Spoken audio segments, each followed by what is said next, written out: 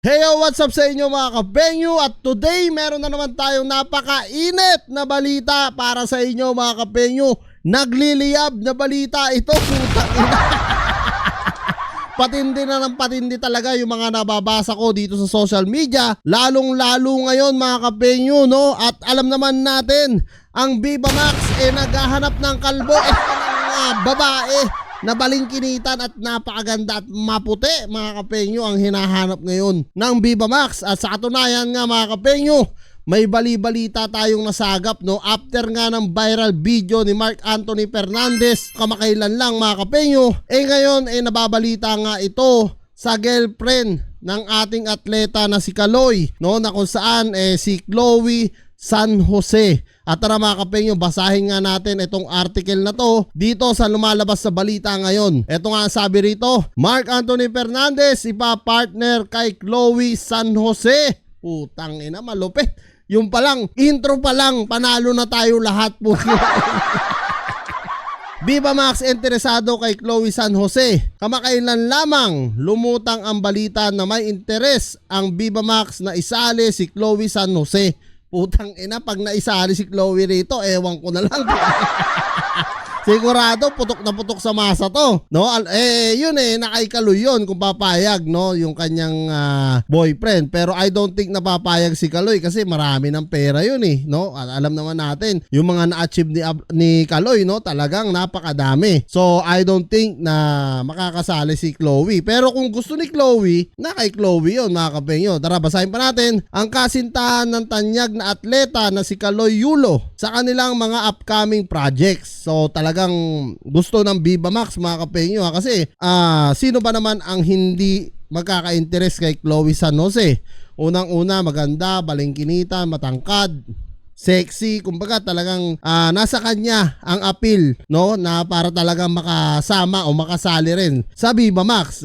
Kita nyo naman, di ba, yung mga nakukuha ng Viva Max talagang panalo rin. Si Chloe na isang kilalang personalidad sa sarili niyang mga larangan ay maaaring makasama sa isang film project kasama si Marc Anthony Fernandez. Puta, Marc Anthony na yan alam naman natin, no? Pero kung nabubuhay ang tatay niyan, malamang sa malamang, no? Hindi papayagan ito sa Viva Max po. Kaya lang naman sumali, no, etong si Marc Anthony. Sa palagay ko lang sarili ko opinion. Syempre, alam naman natin yung mga ilan-ilan artista ngayon talagang wala na, no? Kumbaga bumaba na talaga nung pumasok ang social media sa mundo ng showbiz, talagang nawala na rin, no, yung ilang-ilan artista natin. At dito tuloy natin, isang veteranong aktor sa industriya. Yes, veterano talaga yan. Payag naman daw si Marc basta approve kay Kaloy. Oo, no, unang-una silang dalawa talaga dapat mag-usap niyan, si Kaloy at si Chloe. At na kay Chloe talaga yan kung gusto ni Chloe na mapasabak din dito sa Viva Max. At sabi pa dito, kung totoo ang balitang ito, marami ang nagtatanong kung paano maisa sa katuparan ang pagsali ni Chloe sa lineup ng Viva Max. Ang lupit talaga ng Viva Max, pukin ang ina. Yung una, akala ko mga kalbo lang hinahanap dito. Ngayon, puta, pati si Chloe na, no? Talagang binanatan na rin ng Viva Max. At dito mga kapenyo, basahin din natin yung naging mensahe naman ni Marc Anthony Fernandez. Yun, grabe, no? Tindi ni Chloe, yung tindig ni Chloe, talagang pang Viva Max talaga, Kaya si Marc Anthony, approve na approve, ayan, account ni Marc Anthony Fernandez yan, Kung papayag si Carlos Yulo, game ako dyan. Sino ba naman hindi? Chloe San Jose na yan, Hashtag Viva Max. Yan mga kapenyo, putang ina.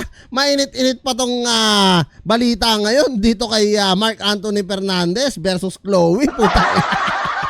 Pag napasabak to sa Viva Max, ewan ko na lang mga kapenyo, no? So talagang aantayin natin yung mga latest update dito at di pa natin alam kung ano magiging sagot, no, dito ni Carlos Yulo. Syempre sa ngayon nag-i-enjoy muna yung magjowa si Carlos Yulo at si Chloe. At kung meron man, no, na may update na dito sa magiging sagot nga ni Chloe or ni Carlos Yulo, i-update ko agad kayo lahat mga kapenyo. Maraming salamat sa mga request nyo mga kapenyo. At kung meron pa kayong mga gusto ipa-reaction video, comment nyo lang down below. Maraming salamat. Peace out. Goodbye.